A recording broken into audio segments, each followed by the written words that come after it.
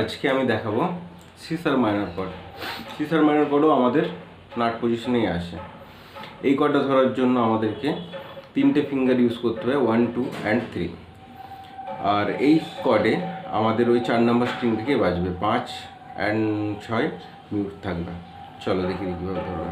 তোমার 1 নম্বর ফিঙ্গার 1 নম্বর ফ্রেট 3 নম্বর স্ট্রিংয়ে দিয়ে দিবে। দেখো 1 নম্বর ফ্রেট 3 নম্বর স্ট্রিংয়ে দিয়ে দিয়েছি। 2 নম্বর ফিঙ্গার থাকবে 4 নম্বর স্ট্রিং 2 নম্বর ফ্রেট, 4 নম্বর স্ট্রিং 2 নম্বর ফ্রেটে দিয়ে দিয়েছি।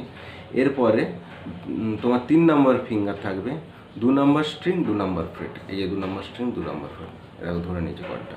এরপর আমরা 4 থেকে বাজাবো।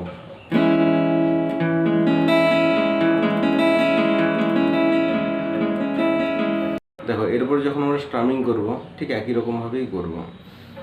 কীরকম করবো? 1 and